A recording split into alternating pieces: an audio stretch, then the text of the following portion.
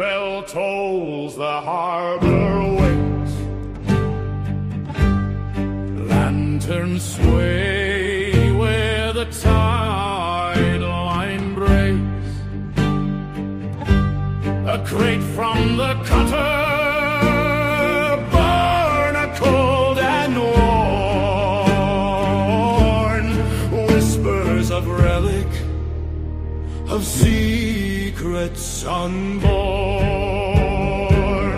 Loose tides, they carry us far, through smoke and shadow, by lantern and star. What the tide takes, the tide will give in Kelpwood's alleys. Only the bold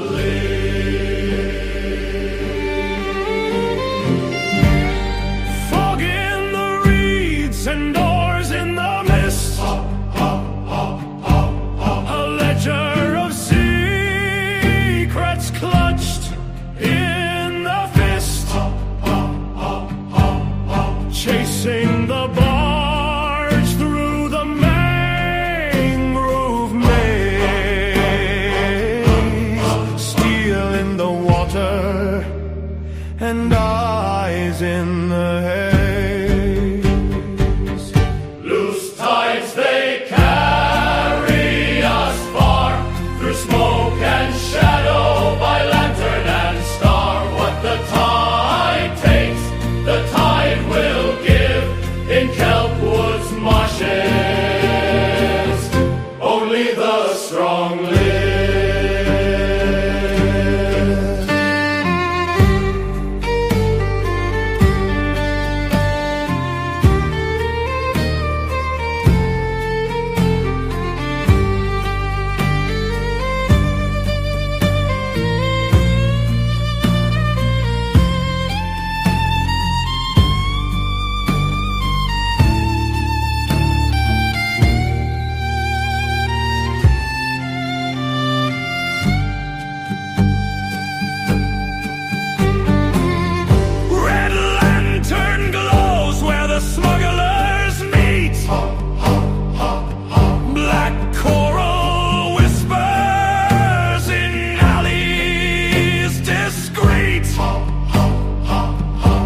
The Scarlet Reaver waits with fire and blade, decisions in shadows where fortunes are made.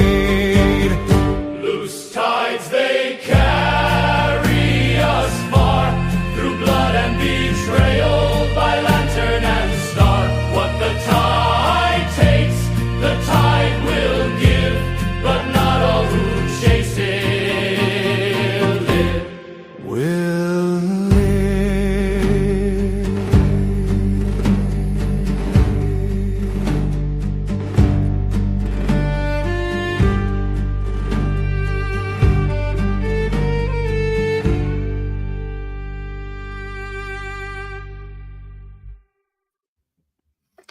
Hey, all you role players, gamers, geeks, freaks, and everyone in between. Welcome back to Deacon's Table. I am Deacon Blues, your resident dungeon master. This is episode 3 of 4 of our Loose Tides mini-series. This is the Black Coral Exchange, and in just a moment, we're going to be meeting our table of players and figure out who they are and what they're playing. But again, I'd like to take a moment to point everybody to the bottom of the screen there. Make sure you like, follow, give a thumbs up, give a comment, whatever floats your boat. But the link that's going across the screen right now, the link.bio/Deacon's Table, will take you to all of our socials. And the very top one is our Discord server. We're always looking for new players, new game masters, or just like-minded geeks like us to talk geek speak, in our Discord.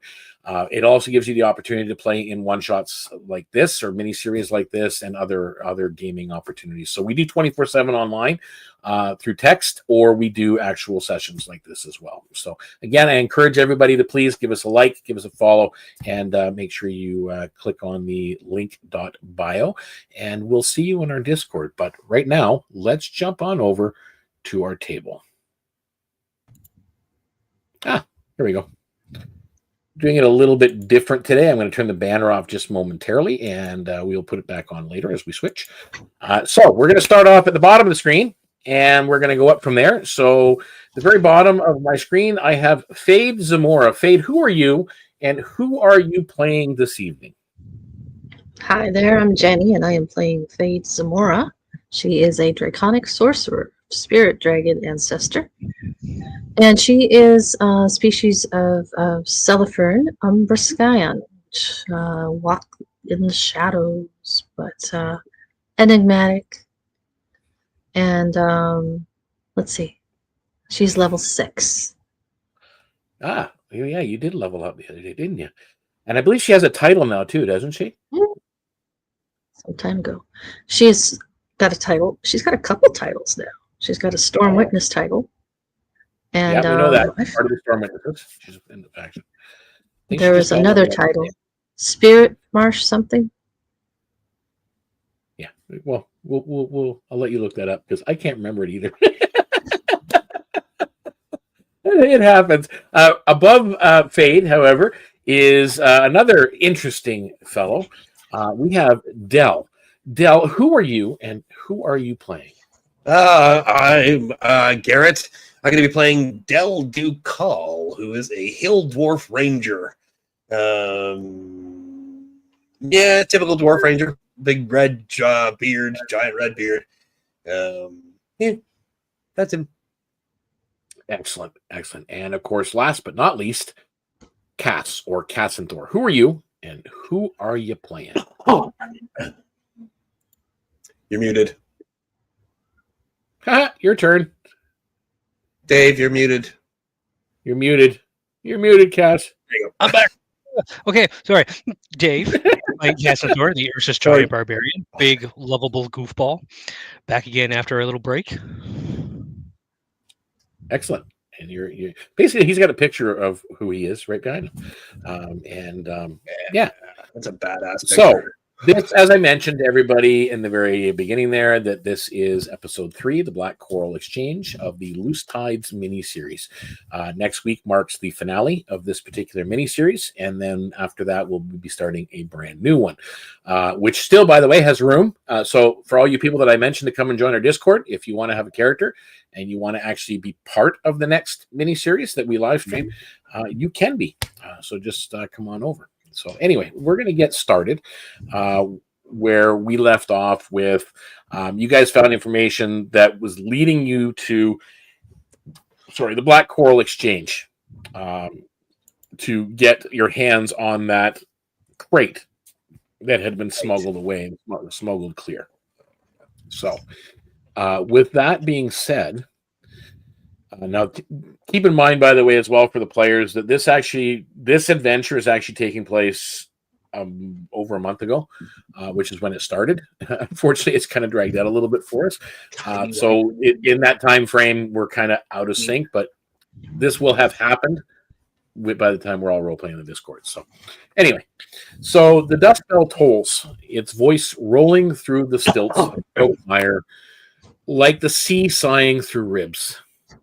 Lanterns sway in the mist, their reflections writhing in the tide below.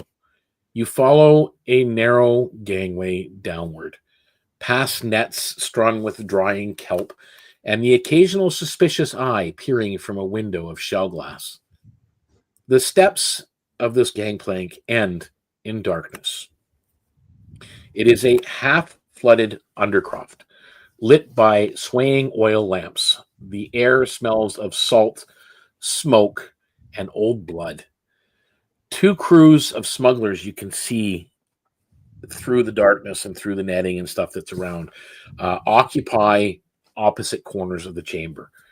One group leans against crates marked with coral resin, their fingers tapping their hilts in rhythm. Across from them is a Celifern smuggler. You're not familiar with exactly what type, Fade, but she is definitely not one of you. And she's whispering urgently to some of her companions that are with her, eyes flicking towards the shadows as though every sound hides a knife. Between them is a tar-stained table that holds ledgers, gambling tokens, and a single sealed crate. The conversation dies the moment your boots hit the wet boards. So, with that, Cassanthor, how do you enter into this chamber? Do you do so quiet and observant, bold and confrontational, or just try to blend in as just another smuggler? What is your intent? Keep in mind, it's not going to be what you're doing. It's your intent. What would you like to do?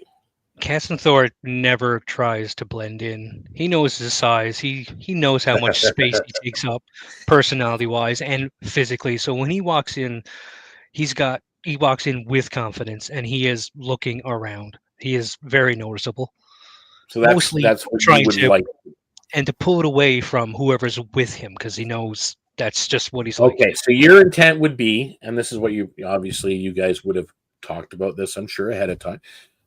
Your intent would be to enter in ahead and draw the attention away from the others. So, with that in mind, Del, how would you like to enter into the room? Seeing Cassanthor wants to make the kind of bring the attention to him, I'm going to sneak in very stealthily if I can and try to hide behind barrels or crates or something like that to stay out of view so that I can get some kind of a surprise attack if I need to. All right. And Fade, what about you? How would you like to enter? Fade cannot help out of habit, being what she is, to slip in quietly, unseen.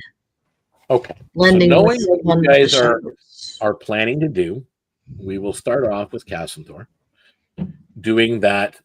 Well, we're going to do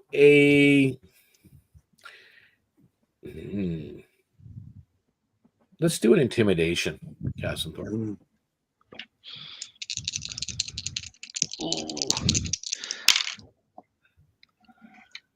13. That's exactly what you needed. Negative 1 intimidation. Oh God. Your stance and words carry iron. Your presence has been noted around Kelpwood already. The smugglers that are there exchange weary looks and shift slightly to the side, unwilling to really test your steel in such close quarters. With that roll, Del and Fade, make me a stealth roll with advantage. Yeah, nice. She already has advantage on that stealth roll. Double advantage. Instant. Double advantage. That's good. Not as good as it could have been. But 17 for me. Okay. 21. Nice. Okay. You guys move like shadows, slipping amongst the dripping nets. You hear the crew muttering to themselves, unaware of your presence for now. The Undercroft hangs heavy with silence for a moment as that last echo of dusk bell fades outside. You can hear it just drifting off into the night. A broker at the central table shuffles bone tokens between stained ledgers, his eyes darting between the two opposing crews. Lantern light flickers over the sealed crate, its black coral seams gleaming faintly, almost pulsing like something there is alive within. Every conversation thins to a whisper. The air feels charged. There's a tension. The smell of brine and smoke is really pressing in, especially Fade and Del, because you guys are kind of in behind crates and netting and everything else, where at least Cassanthor's got the open room, although in that room is a different smell. You got some bodies pressed into the space. The space kind of looks like this, is what you kind of see. Somewhere beneath the boards of your feet, the tide sighs, slow and deliberate, as if waiting to see who will speak first. What do you guys do next? Are you, especially, well, Cass, you're kind of got everybody's attention. So we'll start with you again. Are you trying to engage in talk? Are you attempting to inspect this crate? Because it appears to be right now there's two sides that are going to be bidding for it at the exchange, is what it looks like. So looking over, I see the crate. This is the crate we're looking for. Like, I don't need It to. appears to be yes. All right. You've been deceived once. I mean, it could be another fake, but as far as you know, it seems like it is what you're looking for. I'm going to just stride directly towards that table and those group of people where the crate is. Okay. Roll me an investigation. Oh. 12. Yeah, it just, I mean, you can't. It's a sealed crate. It is just that. As far as you know, it's a sealed crate. You can, at this point, mark on your sheet that you have a +1 suspicion from the Black Coral Exchange. Now, with the other two that are in the shadows, you guys see Cassanthor move forward boldly and just kind of go and look at the crate on the table, kind of move it around a little bit.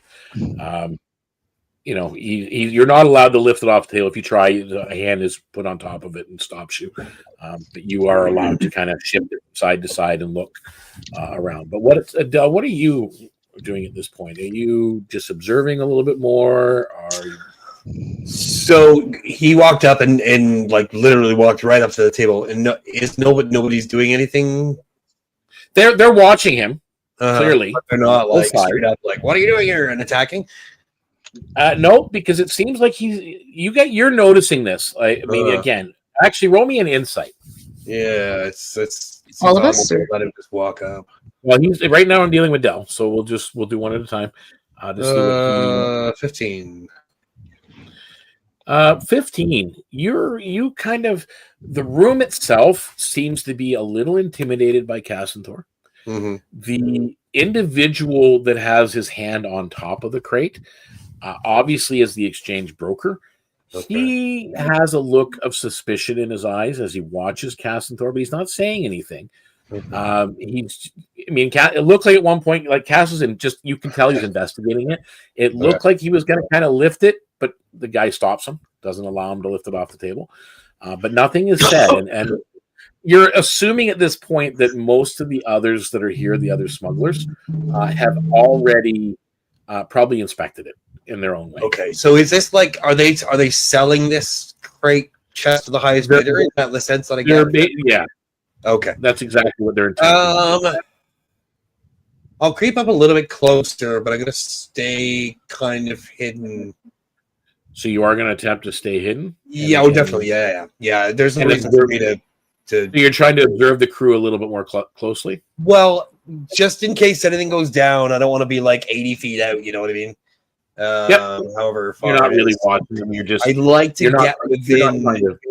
Yeah, no, I'd like to get within like 40 to 50 feet if possible, and just like I say, behind crates and boxes and whatever it might be there. Yeah, you're probably more like you are like maybe 30 feet away, 35 feet away, but you're actually maybe only 15 feet away, but you're roundabout kind of, you know what I mean? Oh, okay. I didn't realize I was so close. It is. Well, it's a room. It's about this size. Like, it's really not a big space. Where this stuff is going on. So, but yeah, you're still hidden. There's nets and there's cargo crates and barrels and but you still have a 30-foot movement to get to them.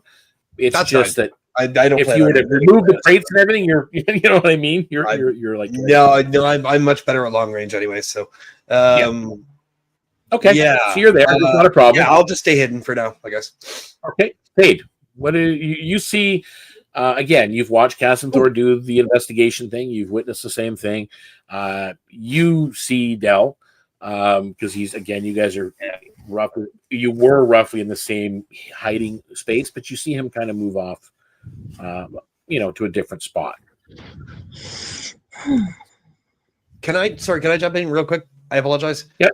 Can I hold an action to use a ranged attack on anybody that tries to cause a problem with like if there is a problem that arises, can I hold an action to be like, all right, let's So you're holding it in case someone does something to Cass. Yeah, in case anything goes crazy.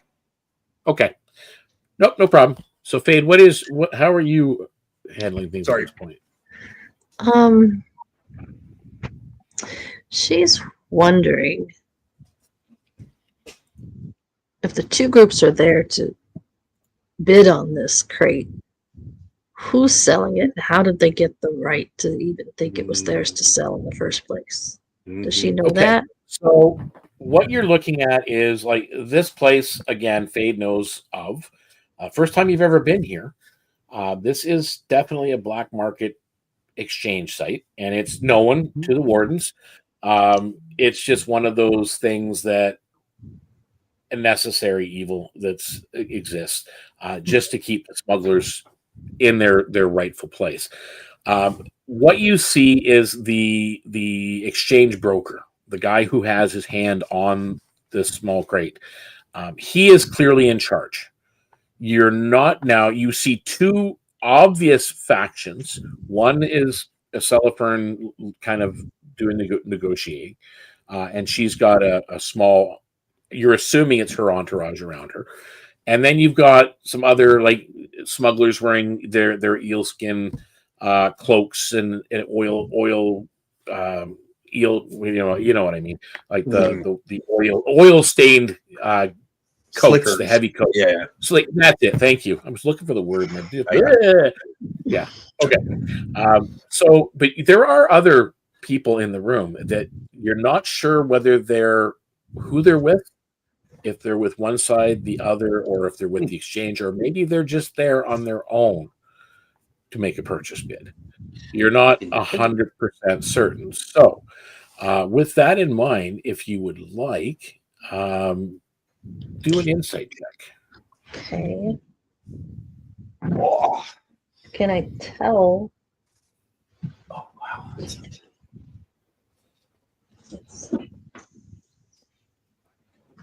That's a 17. Okay. Nice. There are, other than you guys and Cass and the two groups, there are two other groups that look like they're buyers. And there is a group of 4 large, one,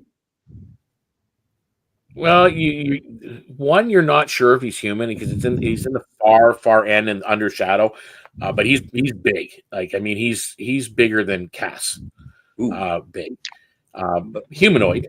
And then he's with like 3 other very large humans that you're assuming are humans. They, with that insight, they're clearly working for the Black Coral Exchange. Those 4? Yeah, that's the room's muscle. Okay.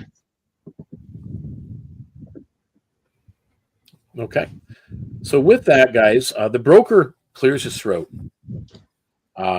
He takes his other hand with the quill, and he taps the quill on the ledger. Balance must be kept, which kind of lets you know, Faye, that even in these circles, that tradition or that significance of Kelpwood is still here. There is still a big part of there being a balance to everything. Fair trade. Yes. Now, though the smuggler's eyes remain locked on one another, the exchange itself seems more of a delicate issue. You can feel, though, the weight of steel is pressing close to the surface. It seems like there's a powder keg here. That's not where you see the woman there. That's actually supposed to be the Celifern. But anyway. Can you describe the Celifern's appearance for us? She's kind of got like an olive complexion, very similar to what you see there.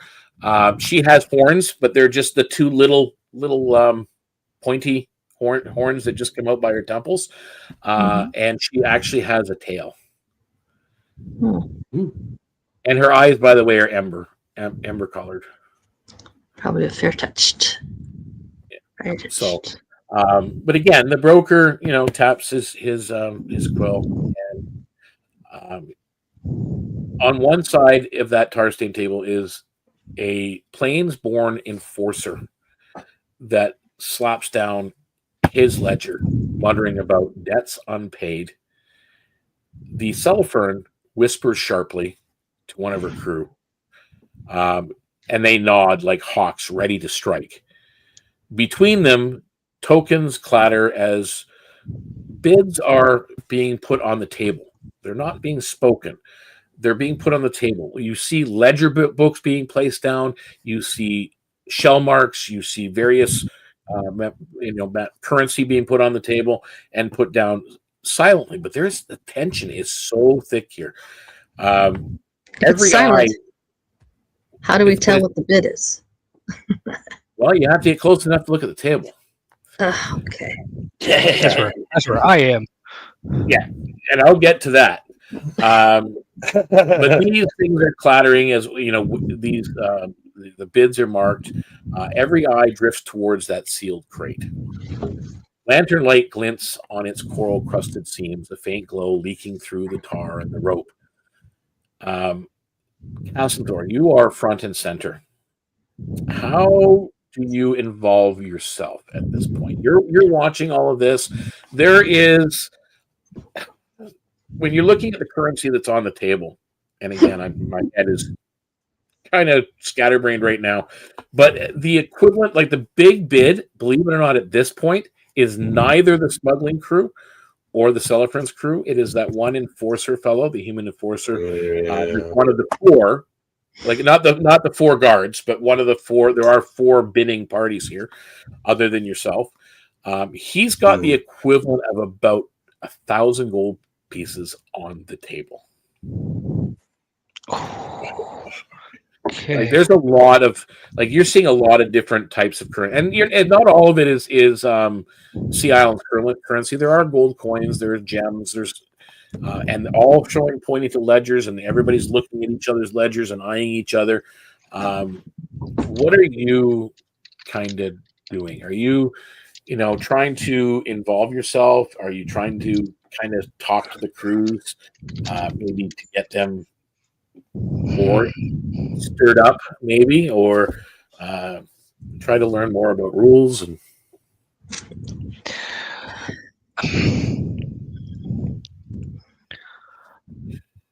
So Oiala-ndor he's not really smart enough to kind of understand what everyone's doing, but he's got enough common sense to know what's going on.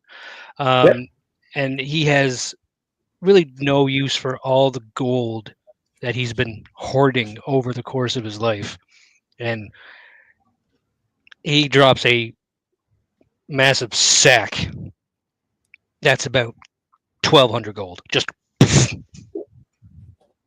and everybody at this point looks at Cass, including the broker and the guards in the back. The broker looks to you, inclines his head, voice very low. No blood under the nets. All debts are weighed in shell marks or steel. Balance above all. His words seem to be revealing some kind of law that is binding this place.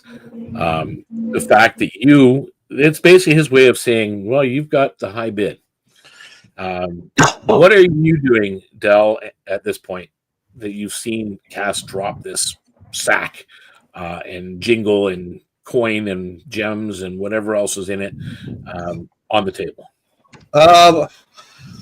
There is a deep natural urge to get it, dwarves, but he will resist that urge, and he's going to keep a very close eye on that very large man in the back. The top better. Yeah. The guy's really like huge. Who could be a big threat. Yep. What about you, Fade? Well, her plan was, knowing she didn't have enough and not realizing that Cass did, her plan was to kind of try to ingratiate herself with the winning bidder to see if they might let her go along with them when they opened it to see what's in it. But yeah, that seems to be kind of Cass has kind of trumped that, so she's just watching. okay. So you're just watching. At this point, one of the humans that are in the far back that work for the exchange come forward and they whisper something to the broker, and at that point, where'd he go? Just lost it. Damn it! Oh, yeah, I just lost where I had it. My place is gone. Oh, there it is. So at that point, the broker looks at the individual that just spoke to them, and he looks down and he looks at the sack of gold and he scratches something in his ledger. And then he says, the exchange will hold. But his tone is very brittle.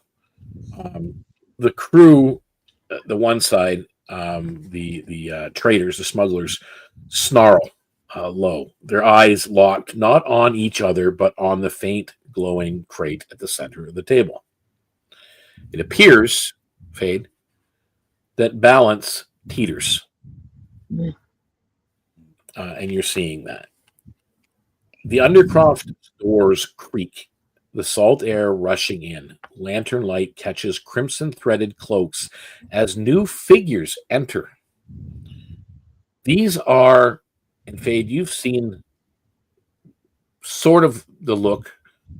These look like they could have been crew of the Scarlet Reaver, but they have a different emblem on their cloaks. It is that of the Crimson Gale, the master faction behind the Scarlet Reaver. There is storm in their eyes, and the exchange itself and everybody in the room shudders.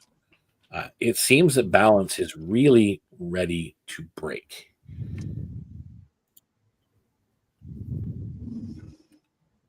As that heavy door groans open and the lantern light comes in, I need Fade and Dell to make me another stealth check.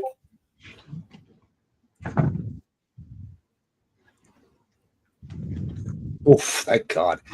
It was almost very bad, but it was a 27 instead.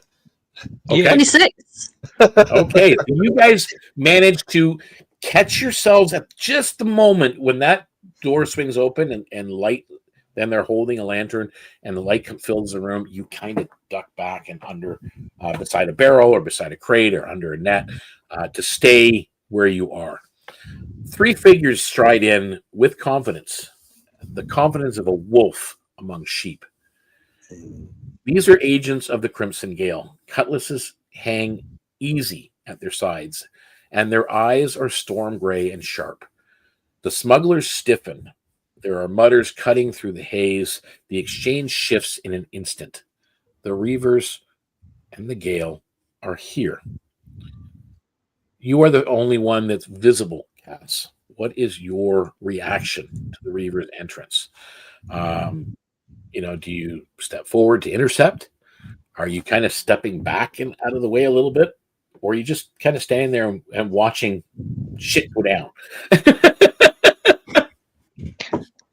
Cassanthor himself isn't very familiar with the Reavers. He's mostly only just in Kelpwood and doesn't really go anywhere else, unfortunately. But he's still just going to stand his ground and act like he belongs where he is. All right, roll me a persuasion check. Oh, Fade knows that they're a pirate faction. Oh yeah, 15. 15. Yeah, they kind of walk in. The three of them approach the table, and the one is clearly, Fade, you will recognize him as a captain. He's definitely of rank. kind of sneers at Cassanthor, unimpressed. You've got no tongue. You're not worth my time. And he's looking up at you, Cass, just kind of walking right up, kind of almost pushing you out of the way as he's moving the crate around. Del, what are you doing? Oh, you said I had no tongue? Oh, I'll stick my tongue out at him. You actually get one of his crew, one of the Crimson Gale, actually snickers at that. The other two, including the captain, mostly looks unimpressed, but not taking any action towards you other than to inspect the crate. So, Del, what are you doing? Anything? I'm gonna try something fun.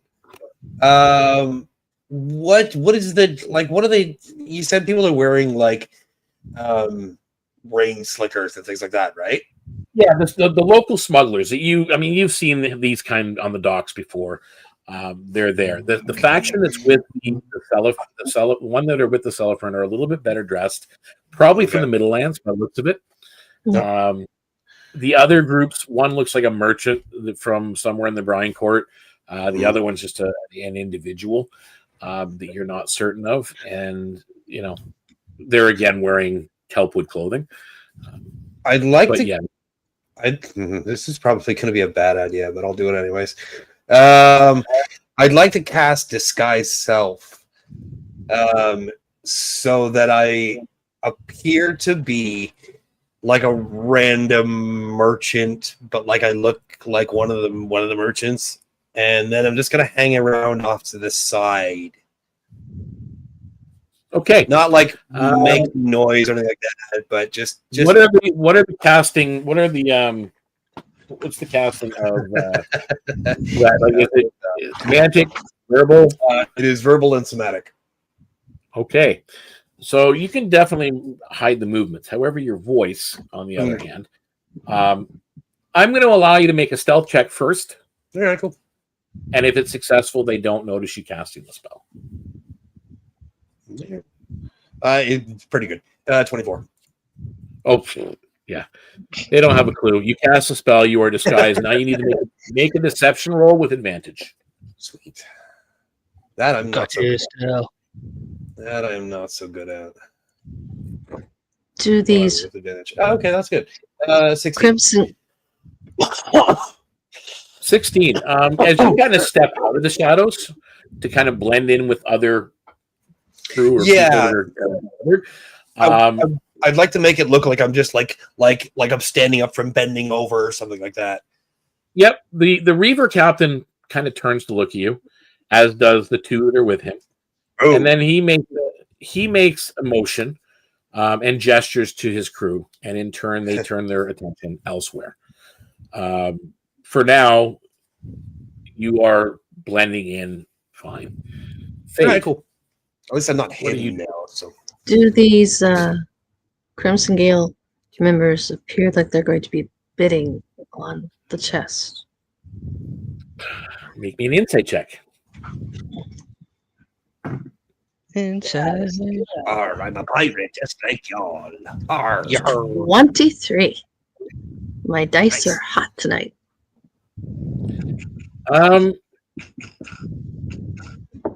It doesn't look like they are here really to negotiate, if that makes any sense. Mm-hmm. Yeah. And as you're kind of watching and you're listening, the Reaver captain plants both hands on the tar stain table, and his voice is a rasp of salt and steel. We'll take our cut now. Make it quick. One of the individuals of the smugglers, the coral elf, hisses, taps his fingers on a dagger hilt. There is a Plainsborn enforcer that was there, that was one of the other bidders. He growls, his ledger forgotten. The broker's quill, you see him because you're watching the emotion behind everything. You're trying to get the insight on everything that's going on. You see a tremble in the hand of the broker above that parchment. There are 3 obvious powers here colliding. The Celifern and her crew have stepped back. It is the Enforcer, the local smugglers, and the Crimson Gale that seem to be having a moment. As this tension is rising, I need the 3 of you to roll me a perception check. And then she's thinking, whatever goes down when the shit breaks loose, she's going to try to sneak that chest out of there and snatch it away. Dice are on fire as well tonight. I got a 25. Okay. Perception. Some use natural strong points. Natural 20 for 25. Very Nice. 17. 17. All 3 of you hear it. You hear, and you've all heard a similar hum like this before, an arcane hum of a power, a relic that is within that chest. It starts to hum. Only the 3 of you seem right now to notice it, but you also notice that there is a glow that is starting to bleed through the tar and the rope that's binding the crate. But what has made it suddenly do that? How are you reacting in this moment? Are you going to take a side with the smugglers? Are you going to stall the Reavers? Or are you just going to outright, I mean, Cass, you're right up front. Are you going to lay claim and strike first? Well, Cass, you won the bid. Yeah, you got the most bid, but it looks like right now there's more at stake than just coin. You're not sure how the rules of this play out, but it seems like all about balance. And for some reason, the Gale thinks that they are owed a cut, a fair share. And it looks like they intend to make it the crate is their cut. Okay, so would I need to make an insight check to know if what the Reavers are doing is wrong and incorrect and everyone else is offended by this? Or is that something I can... Yeah, I do. You can do an insight. I think that would help. 16. To the Enforcer, that plains in a Plainsborn human, he seems like he's offended. However, the smugglers and the Gale and even the broker don't seem offended by this action generally. It's almost like this is expected. This could happen at any time anyway in these kinds of deals. But the Enforcer just kind of seems to, he has that look of, wait a second, this isn't fair. That's what you're getting with that insight. Okay. Cass turns to the Reavers. Aren't you supposed to make a bid too? You don't want to demand anything, do you? Interesting.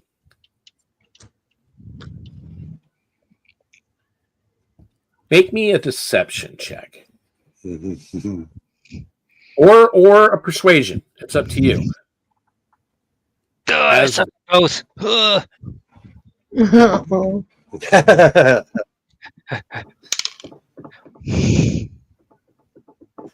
Okay, with a -1, I got a 17. Going to be a persuasion because Cass is still learning about Kelpwood, and if everything has to be about balance, demanding something isn't balance, at least not to him. That's fair. You have diverted the attention of the Enforcer and the smugglers and the Black Coral Exchange as well. At this point, the captain hisses and bites. He looks at his 2 crewmen. You two, verify it. And they step forward and they start opening up the sack of currency that you have on the table. Are you doing anything at this point? I'll watch them, but I'll let them count it. Okay. Can I attempt to keep a very close eye on their hands? And Yes. that I will say this right at this point. From this moment on, the very next action you take, Del and Fade, you will get with advantage. okay, yeah. So keep that in mind Yeah. as things are transpiring in the time that the time frame that we're doing. Yeah. So as they're counting, they look back at the captain and they nod, and he gives a dry chuckle. Cute. His eyes narrow, tracking you, and then back to the crate. Seems to be the real prize at this point. The Undercroft bristles with steel and whispers. You can see every hand at this point is on hilts. The Reavers are pressing for their cut, whatever I'll give that them a cut. Smugglers are drawing closer to their blades. Some of them are even partway unsheathing them. The relics glow. You guys see it intensifies. You don't know if anybody else does, but no one else is making an obvious reaction to it glowing. So you're not sure if they're noticing what you are, but you guys see that glow intensifies as if almost like it's impatient. But Fade, you again being a storm witness, balance is teetering at this very moment. The next word or strike will set the course. Does Fade think that she could bring her storm witness status to bear in this situation, being this black Well, market? keep in mind, you are the only one still hiding. Yes. And I think even with your knowledge of this, you realize that regardless of your intent, if you, a storm witness, and you've seen some of these smugglers out and about, if you were to step out right now at That's this what I'm thinking. very time, you're going to trigger it. Uh-huh. You will definitely trigger a response. At this point, as you're thinking and you're like this, you can feel. You guys can all feel this tension. It's growing. The broker's quill, because he was shaking. It clatters to the table as his voice rises, sharp as a whip. Enough! The narrow-eyed tallyman's hand trembles. Yet he forces authority into those words. The Plains-born enforcer slams a fist against his ledger, and the wood, you can hear it crack underneath.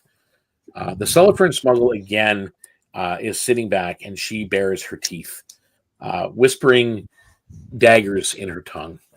Across the chamber where you are, Cass, where the Reaver captain is, he stands actually calm. One hand lowered to his cutlass. Between them all, the sealed crate is still humming, pulsing faintly, red light now bleeding from coral seams. The exchange is seconds from shattering. What do you do, Cass? It looks more like a coffin now. Yeah, I know. Sorry. Again, sometimes when you're working with AI art, you take the good with the bad, and I can lot of gold. Better. Yeah, it would take me a whole lot of time to get it to be perfect. But yeah, I think it's kind of cool. I like it. I like the image. It is a really cool image. Yeah. It's kind of cool. Cass doesn't want to start anything. Because he just, even though he likes to fight, he doesn't want to start anything. You can speak up and try to mediate if you want. You can maneuver stealthily towards the crate, which again is not your strength, or you can just prepare for violence. Fade would like to ready an action to attack with true strike. You are preparing. Fade is preparing for violence. True strike. Yes. Cass is also preparing. He will rage at the first moment of anything. So you are preparing for a violent action. Del, what about you? I would like to prepare an action against the head of the captain of the Crimson Gale. Okay. Specifically against him. All right. I need 3 of you to roll me a stealth as you are readying yourself for action. Come on, baby. Come on. 18. Oh, 18. Dirty 20. All right. So yeah, the three of you, no one is looking at you guys directly as if you're a threat. Yeah. The tension is just rising, and it's rising, and you can see that crate is just, it's like something is begging to come out. Steel flashes. The Plainsborn Enforcer surges forward, ledger forgotten, blade drawn. The Celipran smuggler hisses orders, her crew fanning out with daggers. The Reaver captain does not hesitate. Take your cut, he barks. Lanterns swing from the crewmen that are holding lanterns, swing wildly as the Undercroft erupts into chaos. The relic itself is now thrumming in the center, glowing like a heartbeat in the dark. Obviously, you've all readied your thing. You're ready to attack. I'm going to allow you guys to make your action first as you see the blades come out, steel going forward. You see all this. So again, there's going to be a need for it. You will need to roll initiative eventually, but right now you get one free attack. I do not know in all this where she's hiding, who is closest to her, and who looks more like they're going to take the action first besides the Plainsborn. You are probably closest to the smugglers, the general smugglers, who are not actually drawing their weapon. The only ones that have drawn their weapons so far that you've seen is that Plainsborn Enforcer, the Celifern, who was actually quiet until just a moment ago, and the Scarlet Reavers, the Crimson Gale. So does that last motion, the Crimson Gale captain seemed like he was about to take the chest? All you heard him say is take your cut, and he nods to his crew, and they start swinging out their lantern as if they're going to smash the lanterns to light fire to this place, and that would be a very bad thing. That's what it appears that they're going to do. Okay. So whatever target's closest to her, that is the Crimson Gale. Yeah, that would probably be the Crimson Gale individuals. Yeah, whichever of those individuals is closest is who she's targeting. Now, Do I roll? Sorry. Or is Cass going first? Yeah, actually, we're just going to go down the list right now, and then we're going to roll for initiatives after that. So, Cass, what is your action right now? Because Cass, you were standing right between the captain and the enforcer. Now you say action. I wanted to ready my rage. Can I rage? Rage. That's a bonus action. Yep. And I can get one attack? You can get one attack. All right.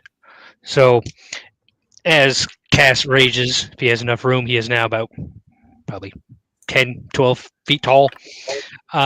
Takes out his sword, thunderous crack, and takes a reckless swing at the captain. Okay. That's a good thing because one was a 1. The other one is a 22. A 22 hits. Now, who are you targeting? The captain, right next the to me. Reaver captain or this enforcer guy? The Reaver captain right next to me. Okay.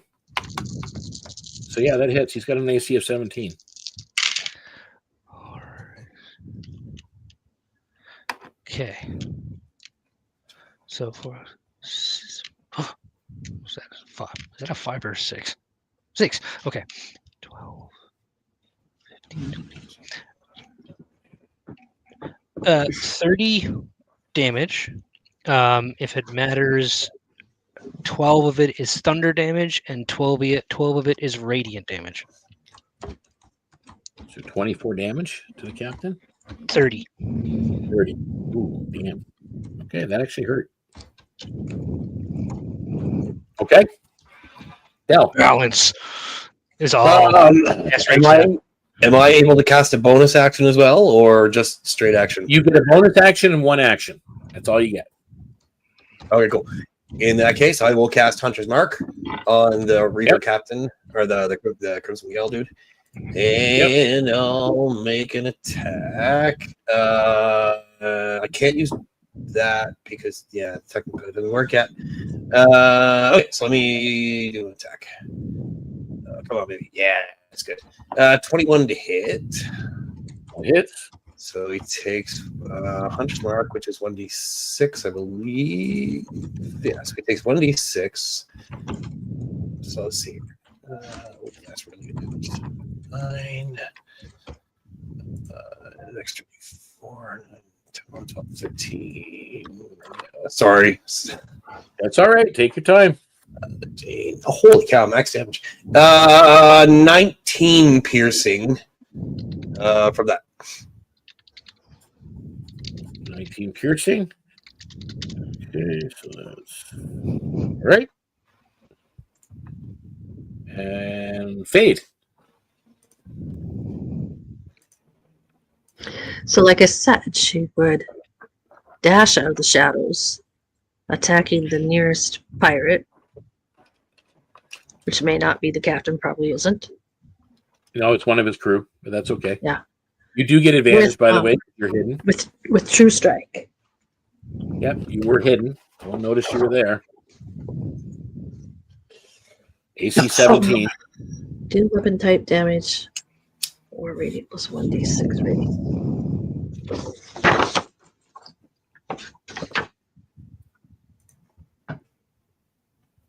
That is probably going to hit because I rolled a 16, 17, 18. So that's a 19 to hit. And that hits. 6. That is.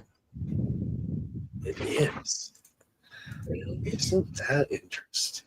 Radiant plus 6. So he takes 6 radiant damage. Okay. I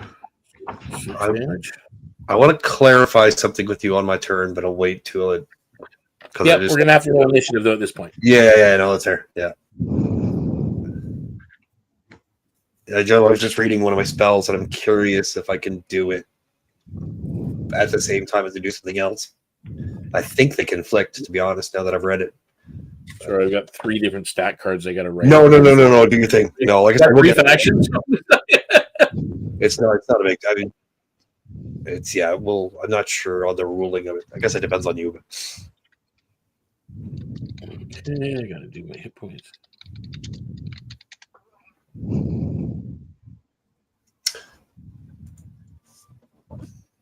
Okay, and he's on a 1, and he is on a 17. Okay, so 17, 4, and a 1. Okay. All right. Cassador, what is your initiative? 15. Cass, you are 15. Del. I'm also 15. 15. Who had the better deck? I got a +2, so.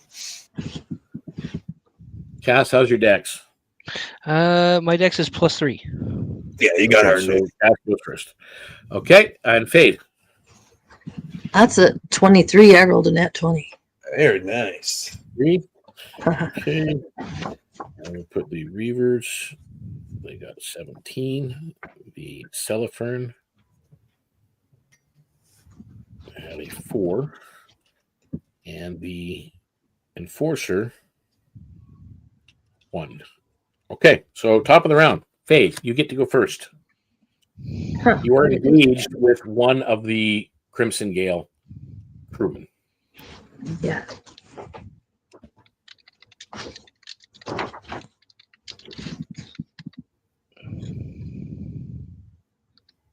One action. Interesting. I don't care how big the room is. Fireball. Yeah, right. I can take It'll it. be fine. Fine. Couple of scars. It'll be all right. That would hurt everybody. You really don't mind me doing that? I'm good. I can take it. I might. I'm good. I'm good to take one friendly big blast. Are you serious? What's happening? What's happening? I'm dead serious. I might be able to. However, you guys are not talking like this across. No. Oh, Yeah. She doesn't know that. Dwarves are hard. Everyone remembers Meta Pigeon. Let me see something here. What's for life with a little chaos? I've got to look up the specs of my spell real quick. are you on your computer, by the way? Yes. Yeah, you know, sometimes it's quicker just to open a Google and just type in the spell, and it'll give you all the stats. That's what I'm doing. I'm on my computer, but I'm doing that on the phone. Oh, okay. So I keep forgetting. I got multiple screens. I'm cheating.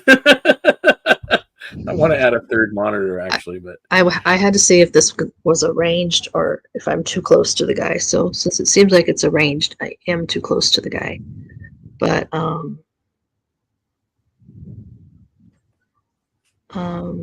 let's see. That might be fun.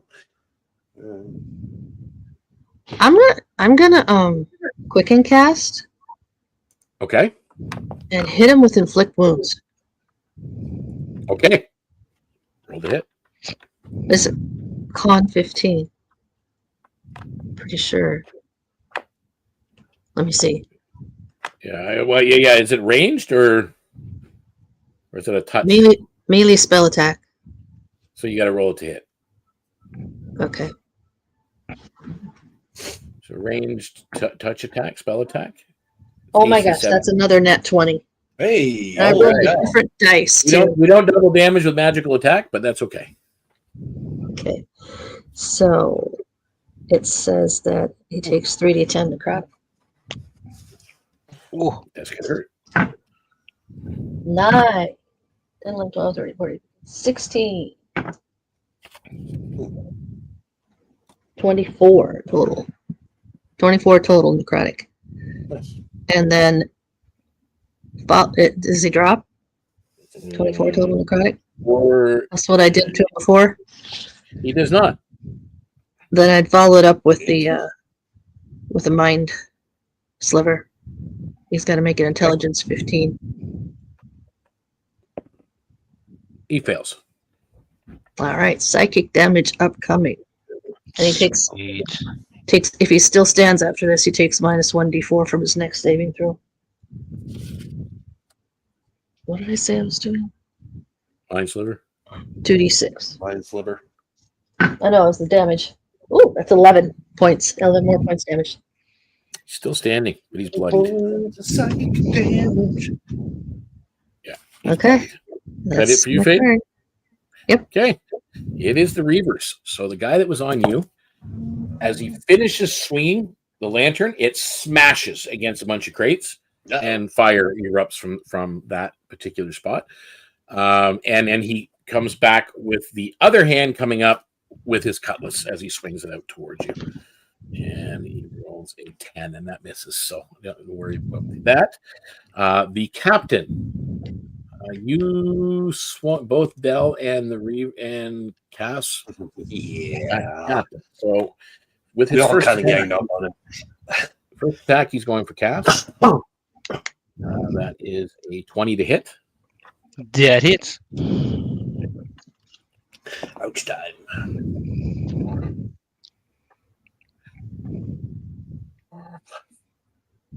10 points of slashing damage. Yeah, that's not bad. Reduced 5. Or is that reduced already? No, that wasn't reduced. Okay. That was the slashing. I rolled low. Oh. That is a 21 to hit. That hits. Really? And that is 11 points of slashing damage. 5. All right. Okay, and he's actually going to do all 3 on you. Oh, he has 3 attacks? Yes. That one's going to hurt. Uh-oh. Yeah. Did you roll a nat 20 or a nat 1? Nat 20. Oh, dear. In that case, if it is okay, I will activate my stalwart bracers. 20 points of damage slashing. All right, so that'll half into 10, and my stalwart bracers allow me to roll 1d8. That's a Take 6, that so off. I take 4 damage. There you go. Now his crewman finishes swinging the lantern, and he smashes it on the other side of the room, catching it on fire. And then comes back with his second swing at Dell. And that is a 16 plus 5. I know what I'm doing. Sorry, Sorry, what? 21 hit you? Very much so. Yeah. And that is 9 points of damage. Are any of them within 5 feet of me attacking my friends? Yeah, pretty much everybody around the table is within 5 feet of you. Okay. Just give me. With Sentinel, I can attack anyone that's within 5 feet. I believe Okay, so that would be the crewman because the captain attacked you. So you can attack his crewman for attacking Dell. Yeah, I just want to. I know. And you can do you only get one attack, or can you do that with like every time someone does it? When a creature within 5 feet of you makes an attack against another other than you, you can use your reaction to make a melee attack weapon. Okay, so you only get one reaction. Yeah. So you can pick the one that Fade was attacking, or the one that Dell was attacking. Okay. The one that Fade was attacking looks like he's on death's door. And I was rolling a d6 to decide, and I did decide on the one that was attacking Fade. Okay. That's 19 to hit. That hits. If you do anything more than 4 points, he's dead. Oh, he explodes. Okay. He's splattered. Okay. Big old baseball swing. That brings us to, that's the end of their turn. That brings us now to Caps. You're up. Oh, okay. All right. So after swinging and destroying that guy, just snarls and you wanted to get past balance? I don't think so. And takes another 2 swings at the captain. Okay. Not reckless. You roll advantage, right? When I tell you I roll reckless, right? Yep. Okay. All right. Okay. So that is 2 9s plus 9, so 2 18s. Okay. Definitely. 17 is his armor class. So. All right. So, fuck. 10, 17. Yeah, you basically are taking on what? 4, 5, 6, 7, 8, 9, 10 individuals. Just so you guys know what you're up against. There's 9 or 10 pirates? Huh? Oh, it's kind of like a free-for-all. It's not just us fighting. Yeah, you've basically got 3 different factions attacking. Who they're attacking right now. Seems like you guys are all ganging up on the Reavers. You're not sure what the Enforcer is going to do or what the Celestron is going to do yet or who they're going to attack. Yeah, right. Okay. 23 damage with the first hit. 10 is thunder and 7 is radiant. Okay. And the second is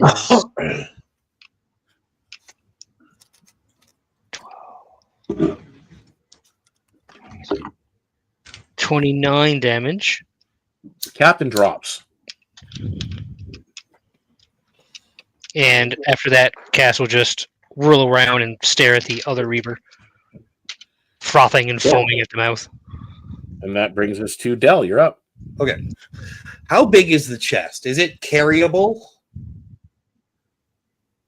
Like if I were to pick it up, you could attempt to grab it and pick it up. You'd have to really, you're gonna have to get through some bodies to get to it. I have a plan for that. Don't worry. Okay. Well, in that case, I'm gonna cast Zephyr Strike.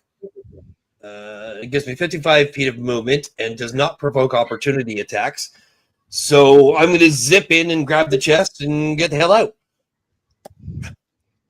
Okay, so you're running in to grab the chest. Yeah, it gives me 55 they don't feet of movement in total. Okay. Okay. Well, guys, it's fun. I'm going to take this and go. Bye. Okay. So you run in, you grab this dwarf, pushes his way through, grabs this chest, pulls it out from under the hand of the broker. Are Yoink. you heading for the way you came in? Is there another way out?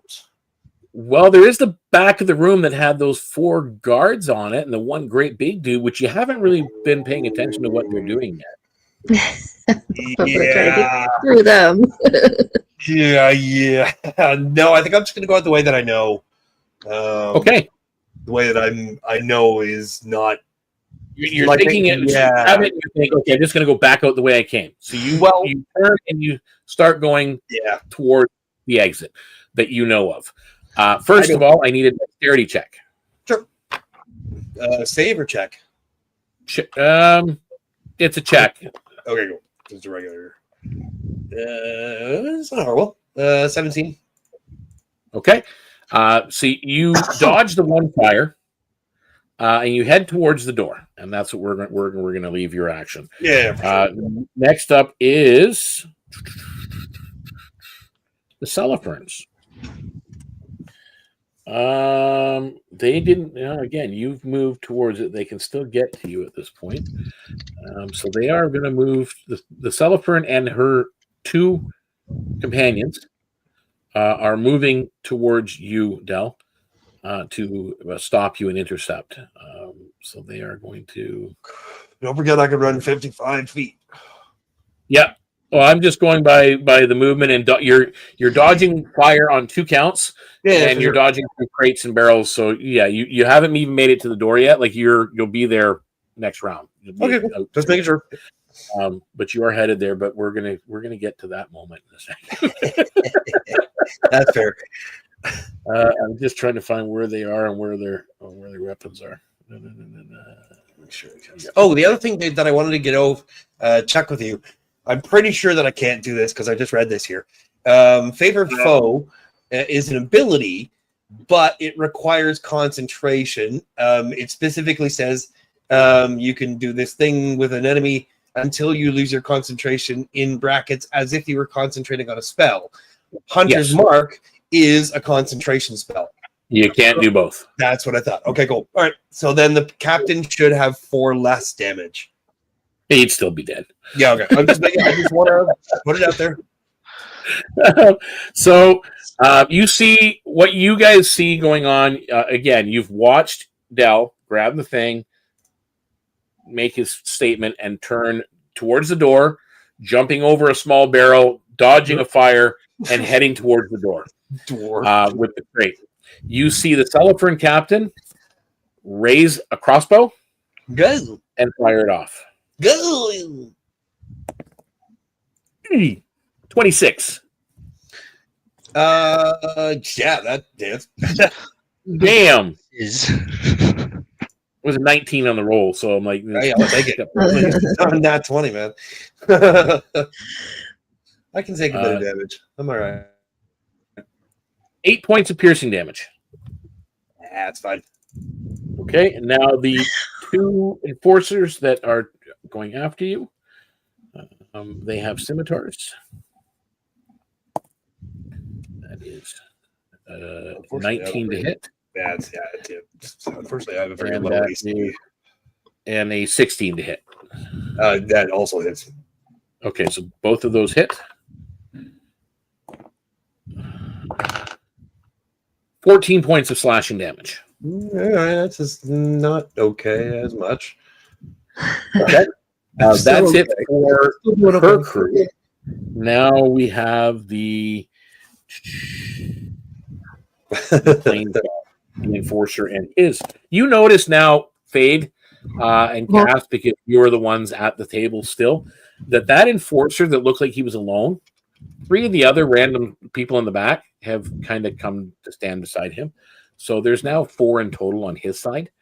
They are moving.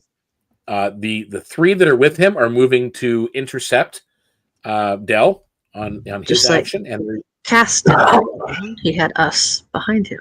Nobody else knew it. So I'll deal with the captain first. The captain actually is going to make a swing at Cassanthor.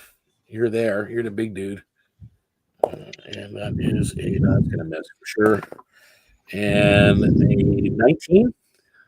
19 will hit. 19 does hit you? Okay. And that is 10 points of slashing damage. Reduced to 5. Okay. And now I'm going to deal with his enforcers that are shooting crossbows at Dell. Meh. 16, 16, and a 12. The 12 misses. Thank God. Okay. So the two others hit. 9 points of piercing damage. Yeah, it's not so bad. He's a dwarf, but he doesn't have armor. But I mean, he's a ranger. Oh, Okay. Top of the round. Fade. First of all, make me a dexterity check, as fire is now spreading around this room. that is a dexterity. It's like a saving throw or just a check? No, just a check because you're dodging. I mean, it's not like it was directly on you, so it's not really a save. You're as you're making your action, you need to dodge. 15. What is the dodge for the flame action? Where'd it go? I just lost it again. Damn it. I need to organize these a little bit better. Okay, that actually saves. You're fine there. And I see that Dell. How far did he get when he grabbed the chest and got to the door? Is he to the door? No, he's not through the door. Are you actually looking now at Dell, who is kind of dodging flames, and basically he's got the chest under his arm, and he's making a dash for it? How far away is he? Yeah, just for the reason I'm doing the movement wise. I know Dell, you had 55 feet of movement, but you guys are all classified as in tight quarters. Everybody's movement is halved in these quarters, so it's really difficult. How far is the door? Well, I mean, you're looking and you are moving. You're moving quick, though. You're fast. Like everybody's surprised. You got away. So, the door at this point from you is about 40 feet away, Faye, from where you're standing. How far is Dell? Again, Dell is about 30 feet away, but you notice something that he hasn't quite noticed yet because he's got his head down and he's charging the door. The four individuals that were in the back, there was 3 like big human guys, and then there was a big, massive dude.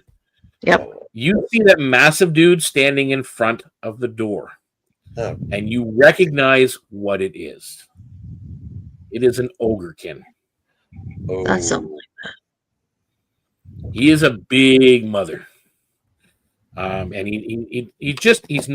he's got his hand on his mace. But he's just kind of blocking the door. So Dell is 30 feet from me, and 10 feet from the door. 10 feet from the door. That as soon as he looks up, he's going to be face to face with an ogrekin, which will be right at the beginning of his round. He'll notice that. Okay, so. But you get an action. So what are you doing? I am going to Misty Step beside Dell. Nice.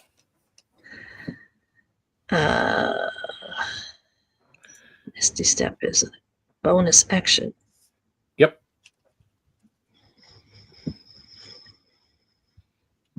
And then I'm going to Sorcerer's Burst the Ogrekin. Ooh. While yelling, Cassanthor, let's go. Okay. So Sorcerer's Burst. I have to roll. That is a 19 to hit. Just hits. Okay, range spell attack.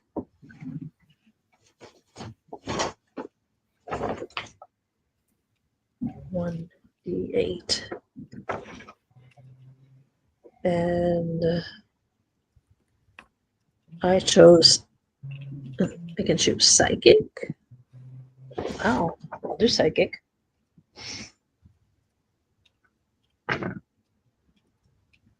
Oh, whoops. Sorry, I picked up the D10 by mistake. That's okay. That's a 6. That's perfectly all right. 6. It was a 6 on the D10 too, so I guess it doesn't matter. So 6 points of damage. Yes. And you used a psychic. Using. Yes. Yeah, we can do that for future sessions. I can do it up so that we can visualize it. It has it on the thing here. It says that's one of my choices. Yeah, picture a room at this point when you walked in. It's probably a grand total of 40 to 50, maybe 50 feet wide. But if you look at the length of the room, like it goes deeper in than where you guys were all kind of gathered around. Yeah, no, like that's fair. Crates and barrels at the very beginning that take up about 5-10 feet. I Then kind there's of this thought medium those. space at the table, and then it's maybe 120 feet long. I kind of thought from what you first said that those 4 with the big guy were at the opposite end. That's what I assumed. That they Not were. the door we came in. So how did they get? They didn't. Only one is there. Okay, so how did he get there then? You're not sure. Okay. Sure. Is there, before I go in my turn, is there water around, like in barrels? Well, there's barrels of something. You don't know whether it's water. You don't know whether it's oil. You don't know whether it's liquor. I mean, you'd have to take a round to look. Okay. So that's your action. So you've done that. Just like, so he doesn't know you've actually attacked him. He just knows he got psychic blasted. Wow, I'm definitely doing that. Which is important. Okay. So that's my turn. Cass, or no, that's the Reaver's turn. The one Reaver that's left, you see him drop his sword, put his hands up like this, and step back against the wall. That's the one Reaver that's left. Is that the one that faded hurt? No, this is guy who was untouched. But the captain's down and his colleague is down. Like the one that obliterated. Okay. So the other one, he's just kind of like, okay, I give up. Cass, you're up. And How far am I from the door? About? Okay, so Dell's 10. Now Fade is 10 because she misty stepped up. You were another 5 feet, so you are actually 45 feet from the door. All right. Now keep in mind your movement is halved. All right. Then I shall move my 20 feet closer to the door, and I will go ahead and throw my greatsword at the ogrekin that is in front of Dell and Fate. Okay, before you do that, I need you to make me a perception check with disadvantage. All right. This is pretty key. Going to answer a few questions though if you get the right roll. Could have been an 18, but it's a 15. It's a 15. That's enough. That's what I put as a target. That ogrekin that has their hand on their mace, around their neck is a holy symbol to Brolin.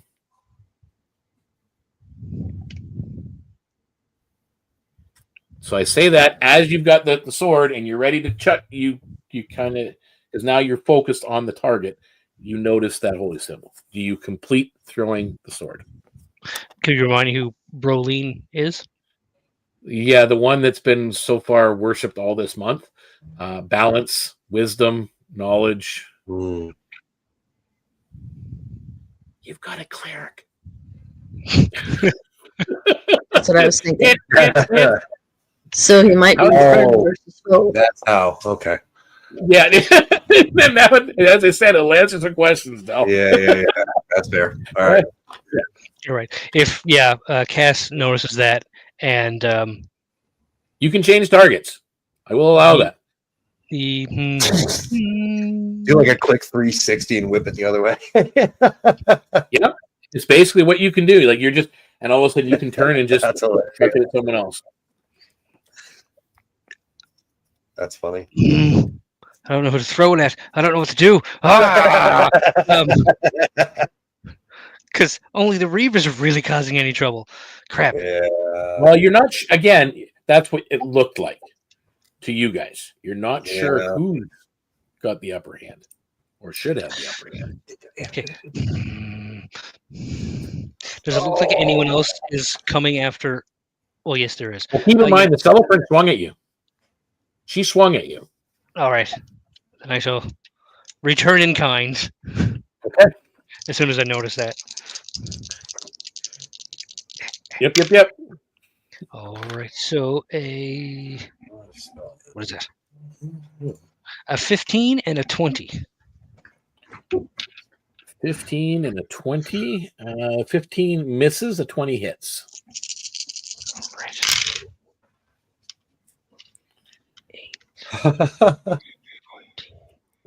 this is gonna... 20 damage to the Cellophant, 6 which is thunder, and 8 which is radiant. Nice. Okay. It's a solid hit. Like you schmucked her a good one. Dell, you're up. Well, go bigger. As you look up and Go you home. see this ogre. He is blocking the door. Yeah. Okay.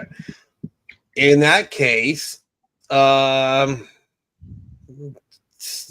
I guess I will try this because why not? I'm going to cast Rope Trick. Rope Trick allows me to touch a length of rope that I have on me. It's up to 60 feet length. On one end of the rope, rises into the air until the whole rope hangs perpendicular to the ground. At the upper end of the rope, an invisible entrance opens to an extra dimensional space that lasts until the spell ends. The extra dimensional space can be... The space can hold as many as 8 medium or small creatures. The rope can be pulled into space, making it disappear from the view outside. Attacks and spells cannot cross the entrance into or out of the extra dimensional space, but inside can see out as if through a 3 foot, 5 by foot, like it's been window. So you're basically in a little black box up at the top of the rope in an extra dimensional space that you can see down. You can't attack. You can't do anything, but they can't get at you either. Yeah. Okay. So I'd like to cast that and climb the rope. Okay. Make me a strength check. Oh, come on. Oh, thank God. 17. All right. You climb the rope. Oh. Fade and Cass, you guys notice that this ogrekin just watches him climb up. That's all. It is now the Cellophant's turn. So now that the 3 individuals can't shoot crossbows at Dell anymore, they're going to turn their crossbow attention at Fade, who is standing on the rope. Did he pull the rope up after him? Can I do that on my turn?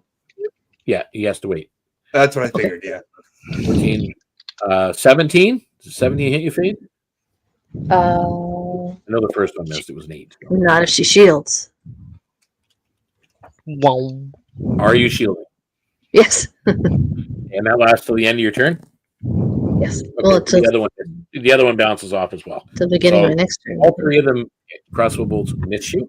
The Cellophant captain will turn her attention and keep her attention on Cassantor.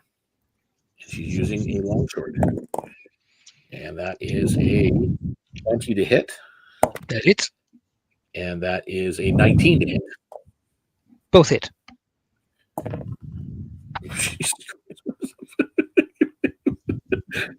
Jesus. Oh my God. 9 points of slashing damage. I rolled a 2 and a 1. Oh God. That's horrible. Oh my God. Anyway, so that's it for the captain, and that brings us to the enforcer. He really hasn't done much, that whole group.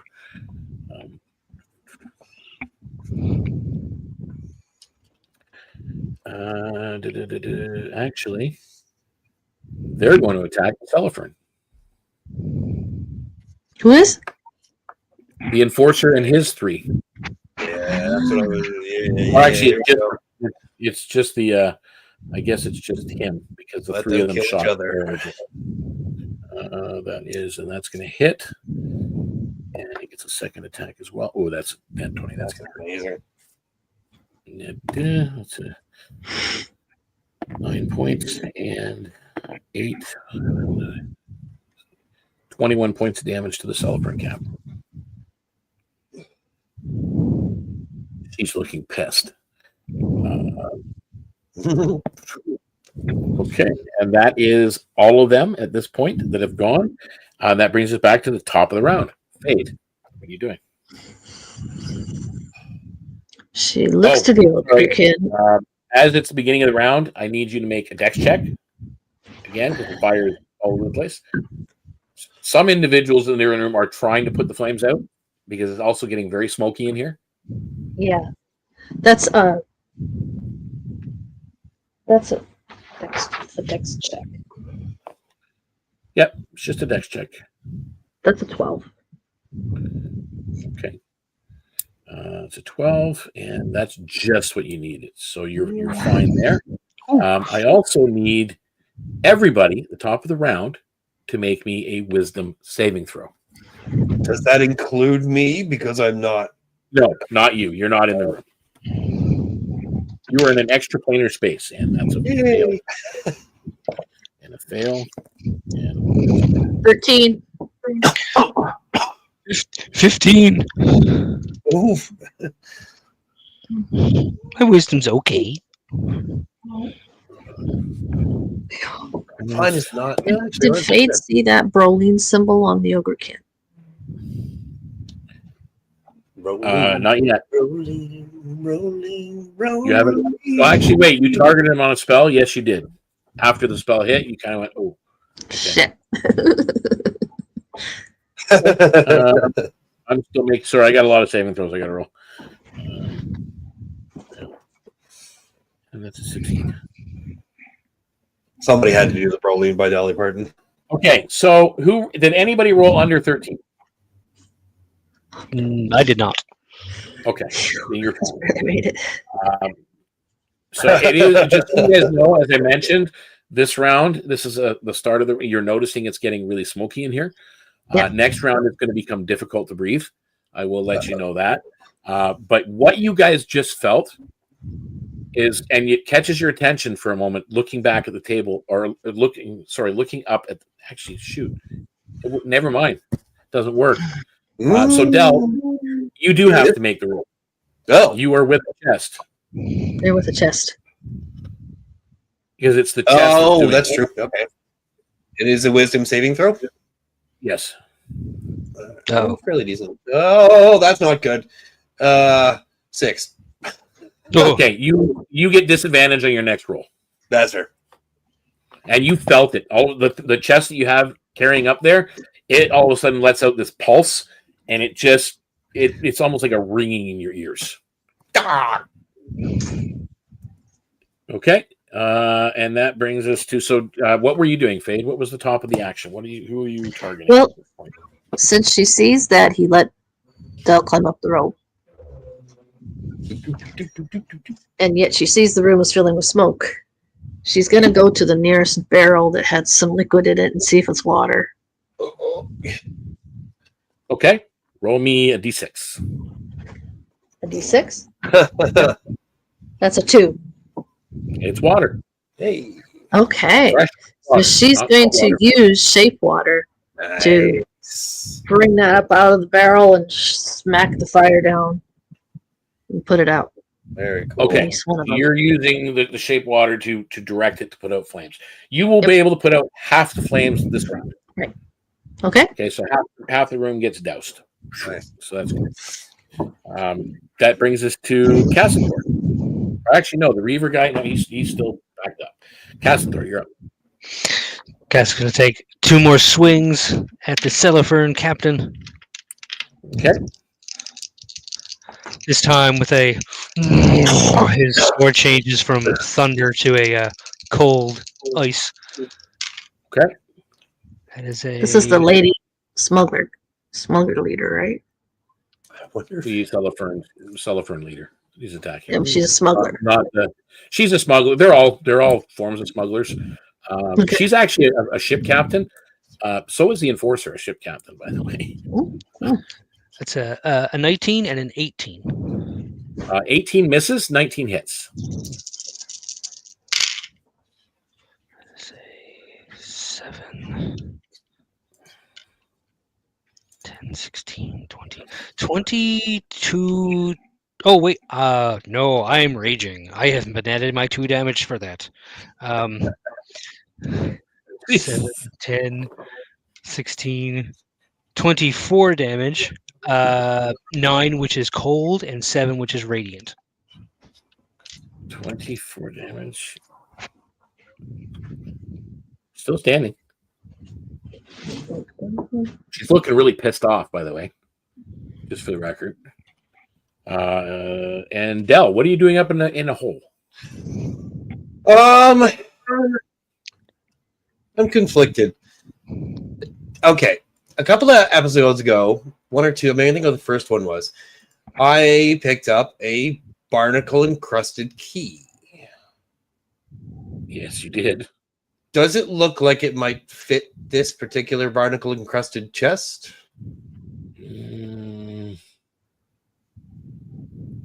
You're not quite sure. You don't actually see a lock on the chest. Huh.